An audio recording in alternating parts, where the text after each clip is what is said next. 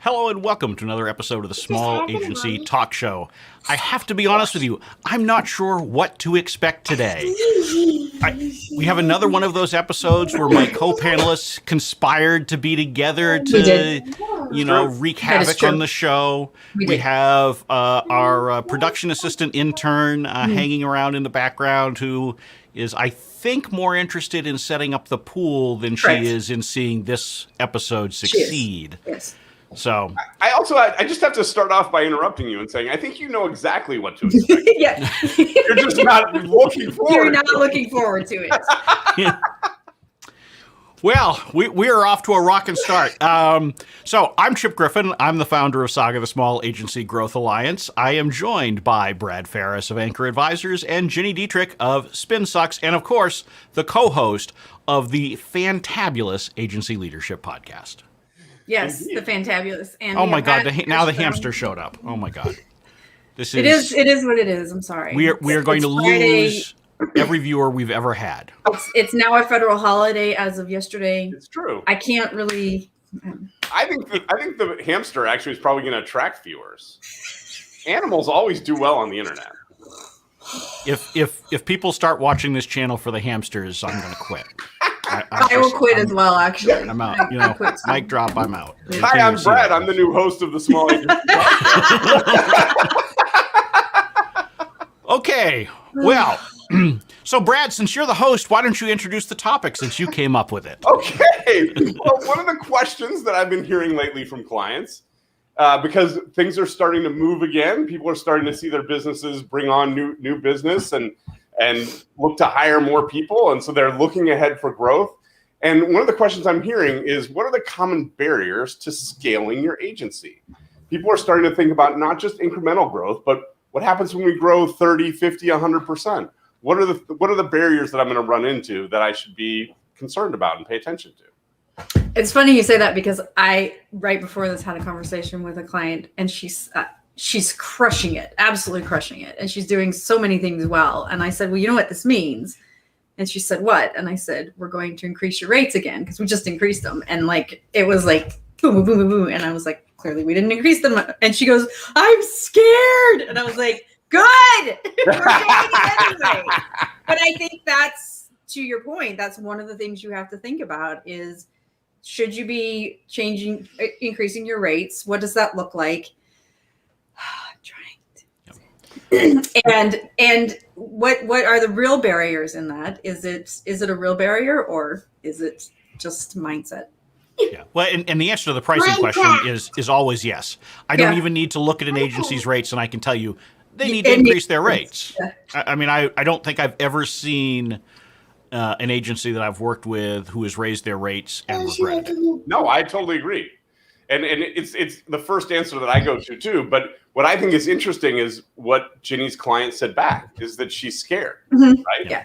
And that's not a rational response. That's not saying, I've done a market analysis and I've found we're already 20% above other clients.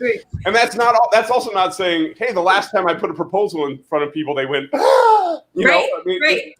That is the business owner themselves saying, I'm afraid. I don't want to put that number out there. 100%. And so what's going on there? Why is it that people are having that response? Well, I think it's a few things, and I'm certainly not a psychologist. I don't think any of us are, but it's all mindset, right? I mean, in some cases we may not think that we're worth it. In some cases we may think it's a lot of money. In some cases we may feel like the clients that we're going after can't afford it. I think there are a lot of mindset reasons for it that this happens. I'm sorry. It's great. I love Minecraft. It adds to the, I don't know, something of the show. To the professionalism, Chip. Oh yeah, it's definitely professional around here. Yeah, if you're watching this, I'm going to increase my rates just so that everybody can experience this. When someone asks me how not to do a live stream, I will send them a link to this episode here. If you want to have fun, this is how you do it. If you want to do a professional live stream, this is not the way. But we are covering some good ground here, and I think that one of the things that gets in the way on the pricing side of things is that so many agencies don't understand their client's business, and so therefore they don't understand the value that they're providing. Fair. Bring more about And that. so we're looking at it in terms of just, what's the order we're given? What is it going to take to fulfill that? And we're never really spending enough time thinking about how we can truly help that client with their actual business problem. Because nobody's coming to you because they want a new website or because they want a press release. That may be what they say to you, but the reality is they want the website, the press release, the tweet, the clubhouse room, whatever, to do something. Yeah. And that's what you have to get at before you can figure out how you can have confidence behind your pricing. I think that's a really good point. And I also think that there are barriers to that. Well, if we turn that around, I think that when our clients are coming to us saying, what are the barriers to growth? Or what are the barriers to scale? Right? They're not asking that question either. Right? I think what they're saying is it okay if I scale?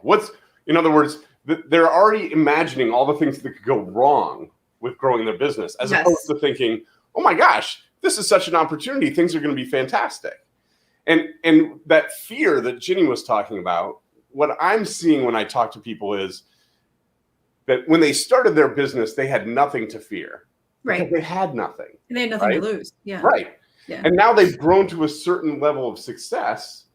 And now the fear of loss is starting to hit them for the first time, maybe in their entrepreneurial journey. And so they're saying, well, if I scale, I'm risking what I have in order to get something that's uncertain. Right. And so, again, it's just like you were saying about how we misunderstand what the ultimate client is looking for. I think sometimes we have to think through really what is the question that people are asking us.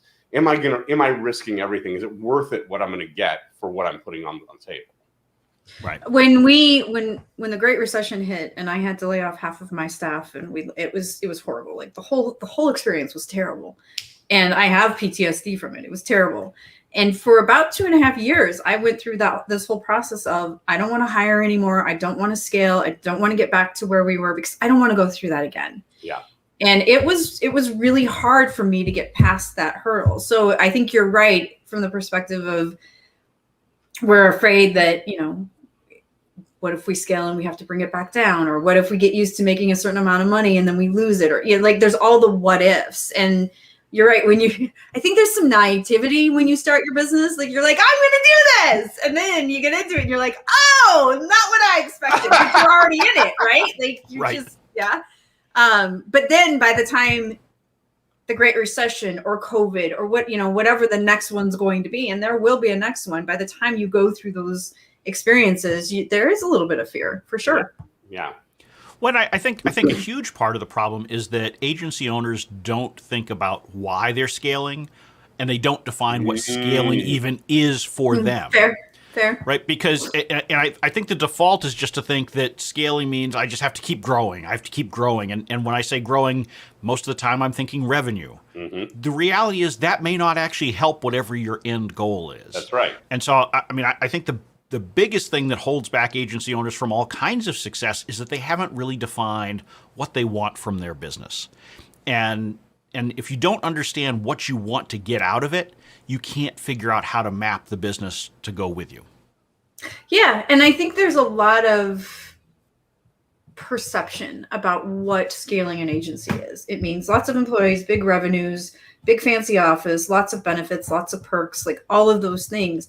And that may not necessarily be true. Like if I ran an agency with 100 employees, I'd be freaking miserable. It'd be terrible for me because I wouldn't be doing terrible. I wouldn't get to do what I like to do, right? I don't want to be an HR operations person. That's not what I want to do. Right. And so it took me a long time to figure that out. It took me probably a decade to figure that out. And then I started to craft a business that I wanted to work in versus creating a job for myself that I hated. I hated it. I had 45 employees and was like, ah! But I want to push back on that a little bit because I talk to a lot of agency owners who are like, I never want to have more than 1 or 2 employees, or pick whatever number it is. In your case, 100. I think that the problem is that people aren't understanding that you can craft your role as you scale to be what you want it to be. Yeah. And so if you don't want to get mired in a lot of HR, hire an HR person sooner than maybe someone else would. Yep. Right? If you love selling, maybe you hold off on adding people to the biz dev team, but if it's the other way around, hire biz dev sooner. Yep. So define what you want your job to be, and you might surprise yourself at the kind of business that you can have and still be happy with it. And so I do want to push back on that notion, because it's one I hear a lot from agency owners as far as picking some arbitrary number of employees that they could just never imagine having. Right. Well, and I think that goes back to the perception, right? Like, you have this perception of what quote unquote success looks like. Right. And you look at the big agencies and you're like, okay, I have to have global offices and I have to have all these employees and like all this stuff. And that's not the case. I mean, that might be somebody's version of success, but that doesn't mean it has to be your version of success. Right. And generally, if you look at the big agencies, look at what they do and then don't do that. Right, exactly. They don't make any money. They don't make any money, right? They don't make any money. They're not run by solo owners or small partnerships, right? They've all largely become conglomerated with other. Yeah. I mean, so it's you don't want to model yourself after them, and you don't want to look to them as the example of how you should do it as a small agency. I think the truth there, though, Chip, the germ of truth that I agree with you that you don't have to follow that path, but the germ of truth there is that a lot of times starting up that growth curve does increase pain in the short term, right? Sure. There are some longer hours there, and it starts to expose the places in our agency where there are bottlenecks, which, by the way, is most often the business owner, right? And so there are points of pain there. And I think that most people, what they do is they project that pain out in the future and say, if I get twice as big, I'm going to have twice the pain. Whereas what you said is really the answer, is that as you're getting twice as big, you can afford to hire help and take that pain off. And so there is a short-term pain, but what you don't see is that the other side of the curve is things get a lot better. Yeah. Right? And as you start to be able to take some of that stuff off your plate and move out of the service delivery box and into the CEO box where you're really leading your team. Right. And it's the journey is always challenging, right? I mean, if I want to go from where I live in New Hampshire to New York, I know I'm going to be really happy when I get to New York because I love New York. But getting there? But getting there, I know it's going to suck. I just have to choose between what kind of suck it's going to be, So it can be driving, it can be taking the train, it can be flying, it could be taking the bus, right? And so I have the opportunity to decide, which journey is the one that I'm going to like the most out of those. But I still know the journey is going to be rough, and I have to be willing to accept the fact that I've got this great reward of being in New York at the end. Yeah, that's right. So I received many, many, many, many years ago some of the best advice I've ever received, and I still use it to this day, from somebody who's on this podcast or this live stream. And he said to me, do you want to be a really good company grower, or do you want to be a really good communicator? And I remember at the time thinking, well, I want to be a really good company grower. Like, that's what I want to do. And then I started to do it, and I was like, this is not what I want to do. No. And Brad, that I use that all the time. It was really good advice because it has changed. It's evolved for me personally over the years. And I have discovered that I'm really good. I really enjoy the work that I do. And so I look at friends like Andy Crestodina at Orbit Media Studios, who has created a business, and he and his business partner decided they didn't want to run the agency. So they hired a CEO. They have a hired gun that runs the business for them. And so I think you're right, but you're both right in that as you grow or as you look at scaling, there are opportunities for you to say, okay, I don't have any desire to be the CEO, or I don't have any desire to do HR, or I don't have any desire to do accounting. What I really want to do is, in Andy's case, he wants to be the thought leader and do speaking and writing. In my case, I want to get in and dig into a client's business, and really affect change. So how do I build the business around being able to do that and bring in the people to support me so that I can do the things that I want to do? Exactly. And it's all individual, right? Yeah, absolutely. Yes. Every individual agency owner needs to figure out what's right for them. Yep. And so, you can sit down and have a conversation with one of us or another agency owner, and we'll all offer you our opinions and our views of how we like things, but you got to figure out what's right for you. Yeah. And if you don't do that, you're going to end up miserable somehow. Yes. Well, and I think this is where the money mindset stuff starts to come back around, is that, to your point, Chip, that some people, when they're growing their agency, it's all about growing their perception of what that money is going to be for them, or what that money is going to do for them, without really working through for themselves, what does money mean? And is this money going to make me happy? Right. And if it leads me to doing something that I'm miserable at, like Ginny's talking about, maybe I can just do less, but charge more for it, right? And so there's all those places in there where money starts to play a critical role, and our assumptions and our mindset about money really wraps us around the spokes. Absolutely. Where we're not getting the traction that we need. I am so glad you brought that up, because I think that one of the money things that really hangs up a lot of agency owners is that a lot of them are imagining this pot of gold at the end of the rainbow. Yes. Been there, done that. And so they think that they have to do this massive scaling because one day they're going to be able to sell the agency and make millions of dollars and go sit on a beach in Tahiti and sip Mai Tais for the rest of their days. Yes. And I often am the one who has to burst that balloon and say, I'm sorry to tell you, you're probably not going to do that. And it's nothing against you. It's not any reflection on your abilities or the business you're building or anything like that. Just the reality is most agencies don't sell at all, and most agencies certainly do not sell in that golden parachute kind of way. So build a business that you want to have. If you can sell it one day, great. But assume that's not going to happen and build the business accordingly. And the whole money at the end of the rainbow, why not make money this year? And next year? Right. Why not make money now? And if you add that up over a career, it's tens of millions of dollars. You have it now instead of like living like a pauper for 15 years with the hope of getting your lottery ticket. And then invest some of that money so it continues to make money for you. And to your point, instead of hoping that someday you will have this big payout. That's a hard lesson to learn, though. It is. It absolutely is. But the reality is, if you're building an agency that you're enjoying running, that you're making good money off of, guess what? Someone's probably going to want to own that. Yeah. Right. So your odds are actually better if you're building something that's successful and makes you happy. And that makes you money. Because it makes you money. The price of your agency is a multiple of the cash that you're taking out on an annual basis. Correct. So if you're not taking any money out, if you're reinvesting all your profits, your business isn't worth that much. Right. You've got to be able to take money out in order for someone else to want to give you money for it. Right. Yeah. And it is, I think that's a difficult lesson to learn. And I think it's also, I think most agency owners don't understand what a sale even looks like. Mm-hmm. And I know, Ginny, this is something you and I have talked about on the podcast before, but that they seem to think that someone's just going to stripe them a check and they get to, head to Tahiti that day. The reality is that you are going to be forced labor for that buyer for 2 to 4 years afterwards.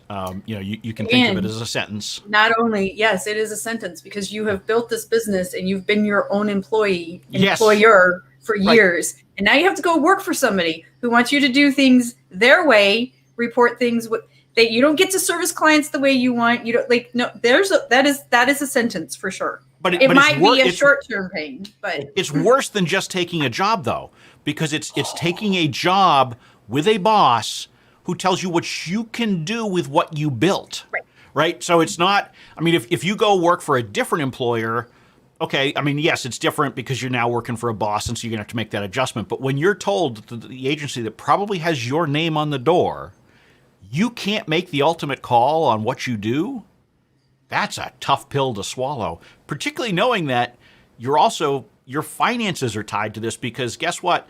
Not only are you sentenced to work for them for 2 to 4 years, you don't get most of your money until the end of that period because you're going to get earnouts over the course of that time. Very little of it comes up front anymore in agency sales. And if I took a job, I could quit.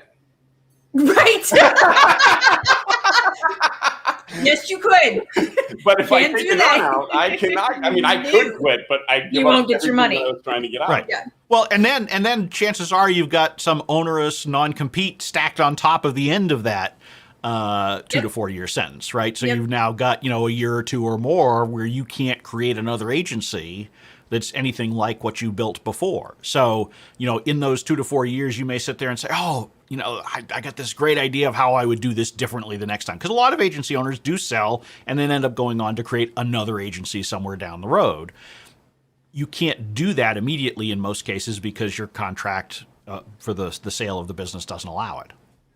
So if I'm an agency owner watching and my business is growing strongly, we've told them a lot of things that they shouldn't be thinking about. Yeah. What are the things that they should be thinking about? See, am I doing a good job as the host? You're doing a good job. Much better than I do. Yes, you can take over. Brad, I'll see you back here next Friday. Okay. And, Well, I'm not sure you're going to be the guest, Chip, but. As Ronald Reagan said, I paid for this microphone. And I didn't have to do it. That was amazing. So what would we be telling people whose businesses are growing right now and they're starting to have those worries about scale? And like, what am I giving up? And am I risking everything? What are the things that they should be focusing on? Well, I think we've talked about a couple of things for sure. One is thinking about where your strengths lie and the kinds of things that you don't enjoy doing. I really like to have people write 3 lists. The first list is everything that I really enjoy doing. The second list is everything I don't really love, but right now I'm the only one who can do it. And then the third list is stuff that I'm doing that I despise. Like, I don't want to deal with insurance. I don't want to deal with HR. I don't want to deal with accounting, like whatever it happens to be. Have those 3 lists. And then the first list, you can start to build your job around that. And then you start to look to people that you can hire for those other 2, what are on those other 2 lists. And it's not a 60-day turnaround. It's not a year turnaround. This is a long-term, it's a long-term plan, right? But you start to strategically plan for that. And I think that's one of the most important things you think about.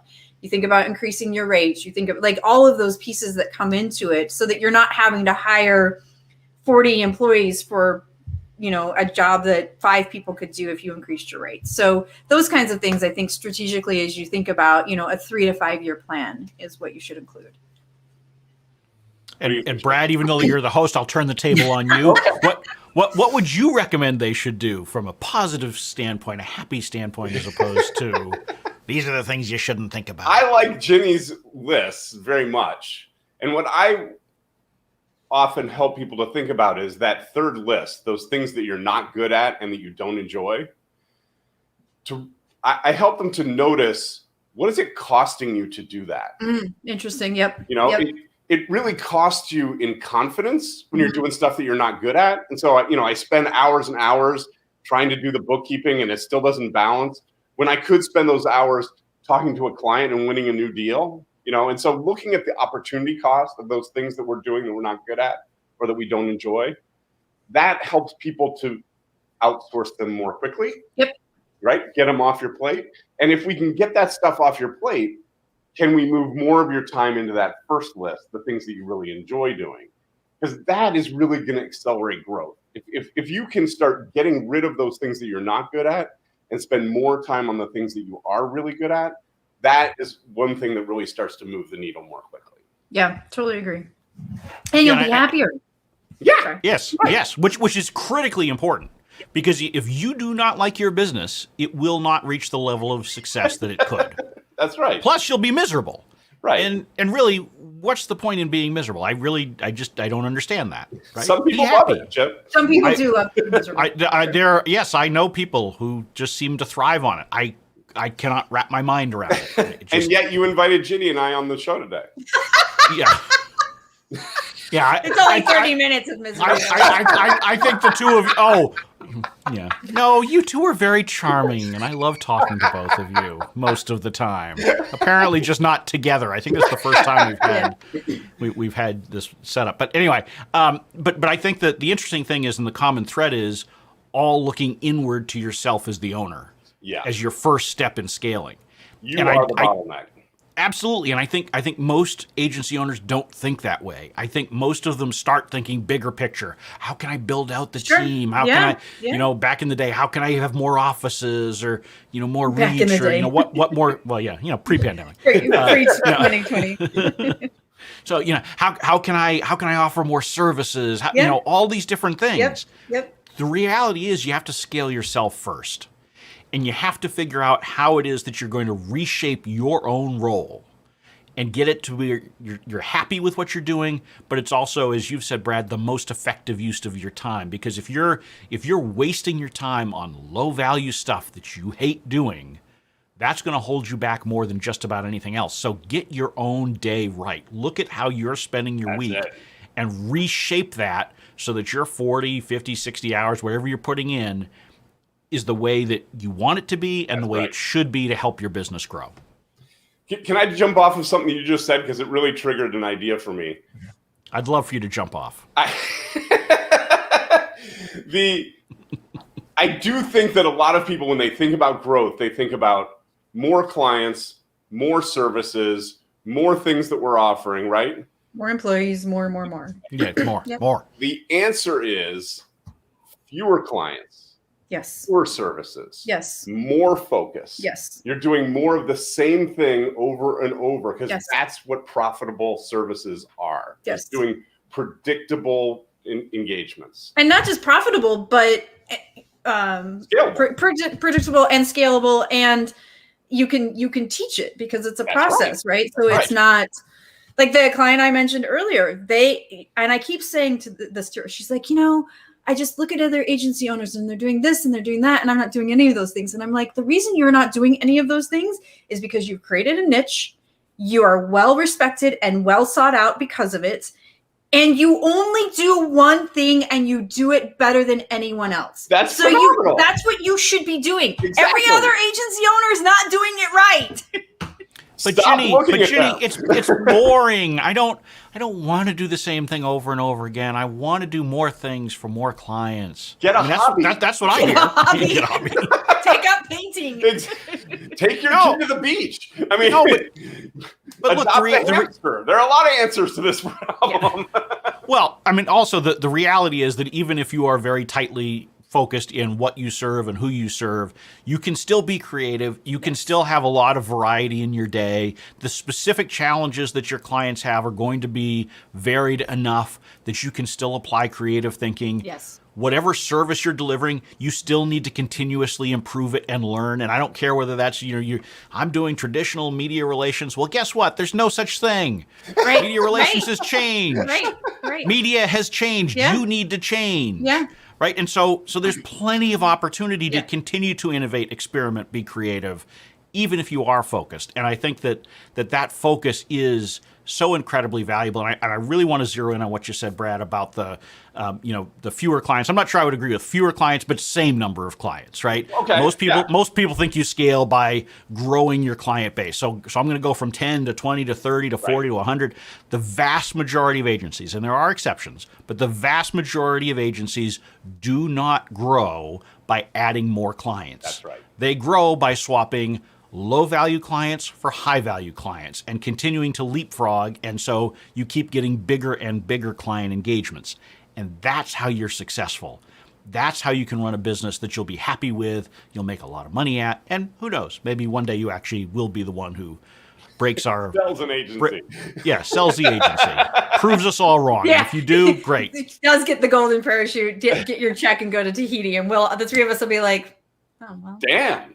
Well done. That never happened. It does happen. It does. I don't want to say it doesn't happen. And if any of my M&A friends are watching this, look, I know there are sales out there and some of them do work out great. I'm not dumping on the whole idea. I'm just saying the vast majority don't end up as that being the exit. The vast majority just wave goodbye at some point and move on with their lives. So, speaking of that, it's kind of time for us to wave goodbye here. Bummer. I know. I'm really disappointed. I'm going back to the beach then. Well, but before we do wave goodbye, how about we share where folks can find each of you? So, Gini, I'll let you go first here. Well, it's really challenging. It's spinsucks.com. Oh, look at that! Did you? Aw. You do like me. Well, let's not go that far. And I'm at anchoradvisors.com. I did it for you too. All right. Hey, I wasn't going down that rabbit hole of doing it only for one of you and then, having to listen to it for the rest of my time. That, and how about you, Chip? Where can people find you if they want to hear more? People can find more about Saga at smallagencygrowth.com. And of course, if you'd like to see reruns of this or any other show that we do, you can just go to smallagency.tv. So it's not a rerun. It's a past episode. Okay. Romantic. I'm not sure I understand how it's different, but okay, sure. Past episodes, recorded videos. On demand. Who knows? On Maybe I'll demand, start I doing like those that. silly YouTube shorts sometime. Wisdom on demand. Wisdom on demand.